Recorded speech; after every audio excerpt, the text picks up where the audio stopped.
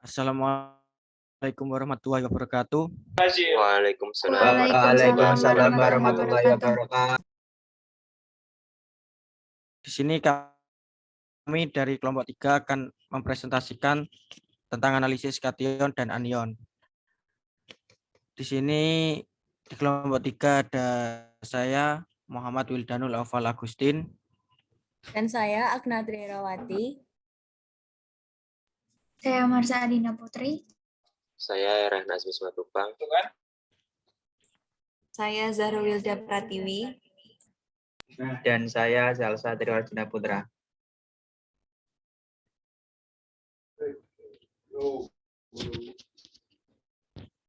Di sini ada definisi anion. Anion merupakan ion bermuatan negatif. Dalam identifikasi atau analisa anion dikenal adanya analisa pendahuluan yang meliputi analisa kering dan analisa basah. Analisa kering meliputi pemeriksaan organoleptis seperti warna, bau, rasa, dan pemanasan. Analisa basah adalah analisa dengan melarutkan zat-zat dalam larutan. Analisa basah meliputi pemeriksaan kelarutan dalam air, reaksi pengendapan, filtrasi penyaringan, dan pencucian endapan. Dalam analisa anion juga ada uji anion saling mengganggu, misal CO3 2- dan SO3 2-, NO3- dan NO2- dan lain-lainnya. Next. Di sini ada golongan anion 3. Nama golongan nitrat. Terus di sini ada jenis ion. Yang pertama nitrat NO3-, terus netrit NO2-, terus magnesium asetat C2H3O2-, terus yang terakhir ada klorat ClO3-. Next. Selanjutnya, saya Rehna Azmi Simatupang akan menjelaskan analisis anion golongan nitrat. Yang pertama ada reaksi khas terhadap ion nitrat NO3-. Nah, yang pertama menggunakan manganus klorida sebagai mediasinya. Ion nitrat dan semua anion pengoksidasi akan bereaksi dengan larutan Mn2 di dalam HCl yang pekat dan akan membentuk senyawa yang kompleks berupa Mn4 yang memungkinkan akan terbentuknya MnCl6 2- yang berwarna coklat gelap atau hitam. Seperti reaksi yang di bawah ini, 3MnCl4 2- tambah 2NO3- tambah 6Cl- tambah 8H positif akan menghasilkan senyawa 3MnCl6 2- tambah 2NO tambah 4H2O. Selanjutnya yang kedua menggunakan mediasi kalium iodida. Dalam larutan asam encer yang dingin, nitrat tidak akan bereaksi dengan iodida. Tetapi dengan pemanasan, I2 dengan perlahan-lahan akan terbentuk dan akan berubah warna menjadi larutan yang berwarna kuning. Seperti reaksi yang di bawah ini, 6I- tambah 2NO3- tambah 8H positif akan menghasilkan senyawa 3I2 tambah 2NO tambah 4H2O. Nah, yang ketiga menggunakan media ferrosulfat. Jika larutan Fe4 ferrosulfat tersebut bereaksi dengan larutan nitrat dengan kondisi asam yang kuat, maka ion nitrat akan tereduksi menjadi NO dan kelebihan dari Fe2 tersebut akan membentuk senyawa ion yang kompleks yang berwarna coklat yang terbentuk karena dari hasil FeNO2 positif yang tidak stabil tersebut. Seperti reaksi yang di bawah ini, 3Fe2 positif tambah NO3- tambah 4H positif akan menghasilkan 3Fe3 positif tambah NO tambah 2HE2 positif tambah NO kesetimbangan FeNO2 positif. Dengan catatan, nitrit, kromat, iodida, dan bromida tidak akan mengganggu atau mempengaruhi hasil dalam tes tersebut. Selanjutnya, reaksi khas terhadap ion nitrit NO2- pada pupuk urea. Nah, di dalam larutan HCl, nitrit akan mengoksidasi urea menjadi karbon dioksida CO2 dan kemudian akan direduksi kembali menjadi nitrogen. Seperti reaksi yang di bawah ini, 2NO2- tambah CONH2 2 kali tambah 2H positif akan menghasilkan senyawa 2N2 tambah CO2 tambah 3H2O. Selanjutnya menggunakan media asam sulfamid.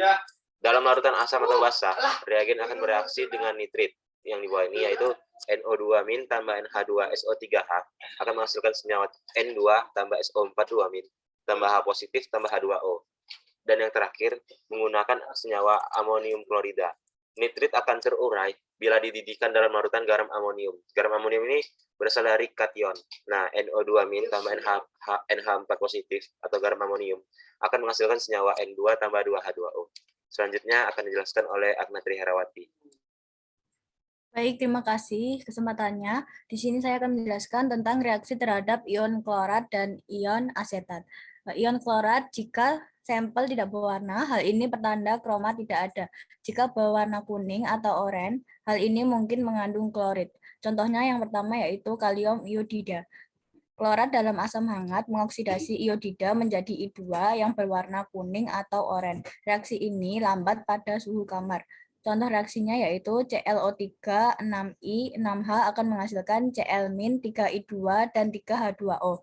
Yang kedua yaitu natrium nitrit. Reagen ini akan mereduksi klorat menjadi klorida yang dapat dites dengan AgNO3 dengan reaksi 3NO2- ClO3- akan menghasilkan 3NO2- plus Cl-. Yang ketiga yaitu asam klorida. HCl 6 molar panas akan mengoksidasi klorat dan menghasilkan larutan kuning dengan reaksi 2ClO3-, 2Cl- 4H akan menghasilkan 2ClO2, Cl2 plus 2H2O. Yang selanjutnya yaitu reaksi terhadap ion asetat. Ion asetat mungkin terdeteksi dalam tes pendahuluan. Dengan penambahan H2SO4 akan menghasilkan larutan yang baunya mirip cuka. Contohnya yaitu yang pertama asam sulfat. Jika asetat dipanaskan dengan asam sulfat, asam asetat akan menguap dan dapat dideteksi dengan bau cukanya. Dengan reaksi asam asetat ditambah dengan hidrogen, maka reaksinya akan kembali yaitu menghasilkan CH2H3O2. Yang kedua yaitu panas. Jika asetat padat dipanaskan akan menggelapkan atau gosong dan memberikan uap dengan bau yang khas. Yang terakhir yaitu lantanum nitrat. Reagen ini bereaksi dengan larutan asetat dan hadirnya ion I3-.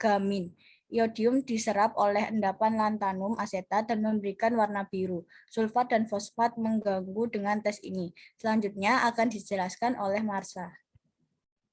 Baik, terima kasih Agna. Di sini saya akan melanjutkan. Nah, tadi kita sudah membahas tentang anion, sekarang kita bahas tentang kation.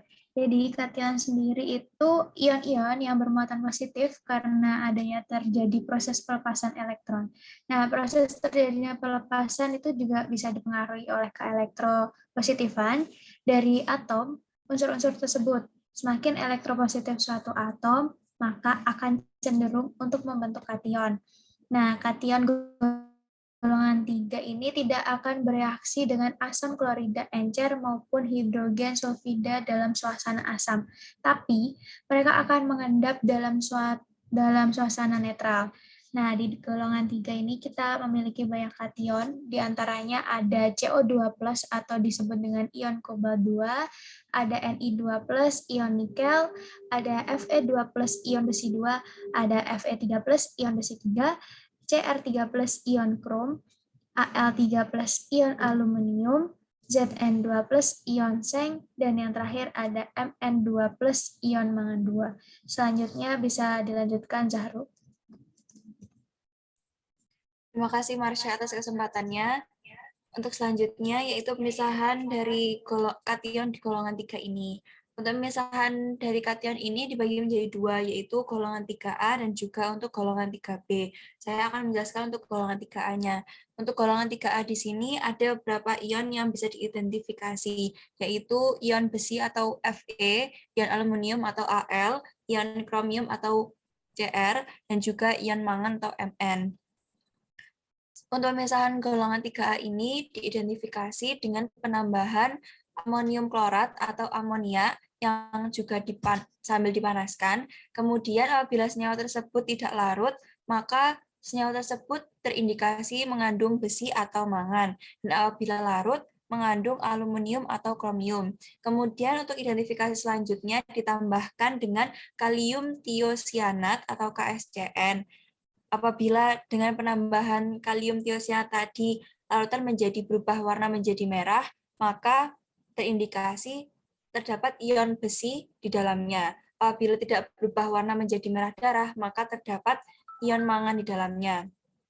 Kemudian untuk yang senyawa yang larut, yang sudah terindikasi terdapat ion aluminium dan juga kromium, dilanjutkan dengan penambahan amonium hidroksida yang nantinya apabila senyawa tidak berwarna, maka di dalamnya terdapat ion aluminium, dan apabila berubah warna menjadi kuning, maka di dalamnya terdapat ion kromium.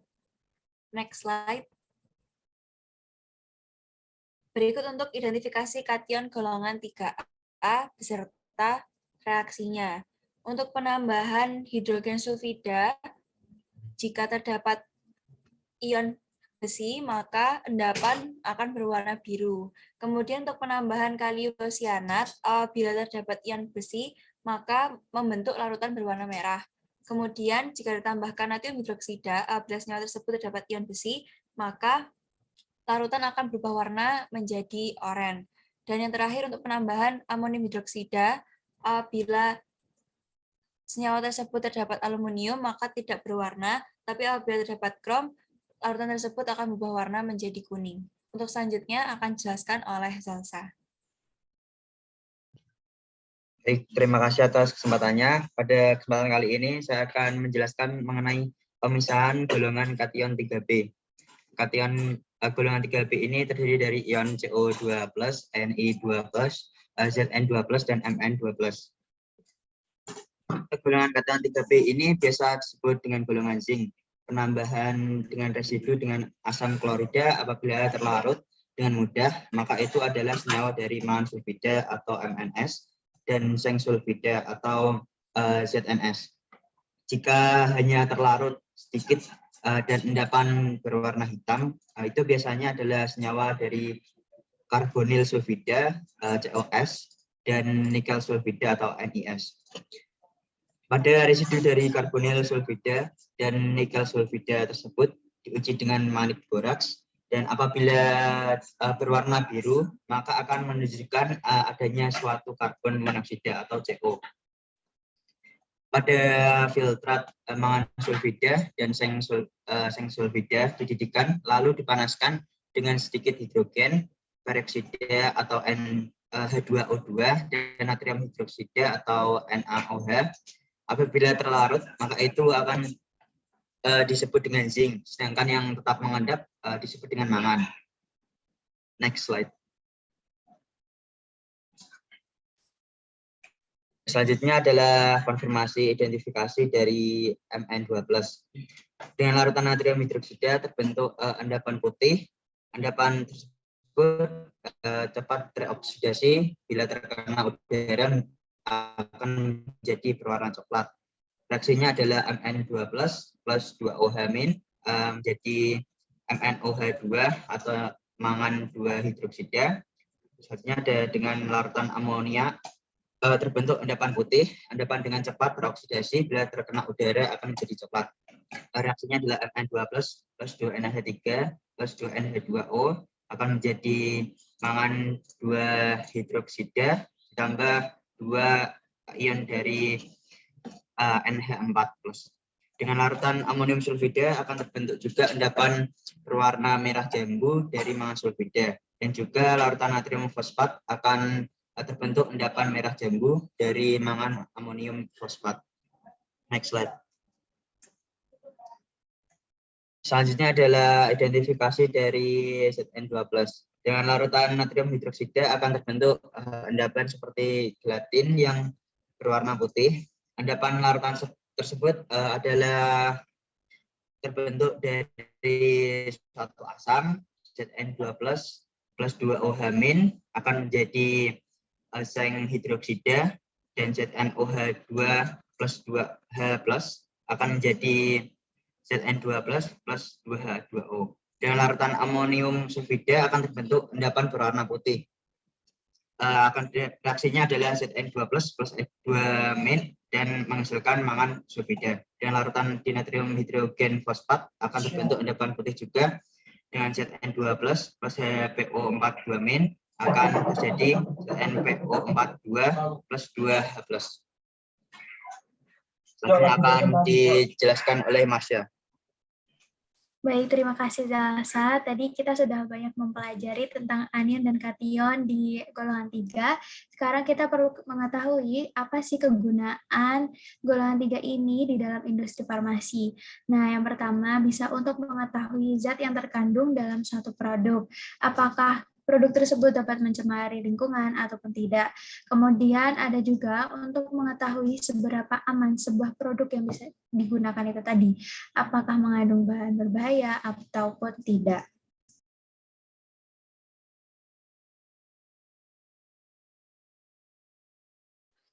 Oke, demikianlah Mungkin itu. presentasi yang dapat kami sampaikan. Lebih dan kurang kami mohon maaf. Wassalamualaikum warahmatullahi wabarakatuh. Waalaikumsalam Waalaikumsalam warahmatullahi wabarakatuh. Warahmatullahi wabarakatuh.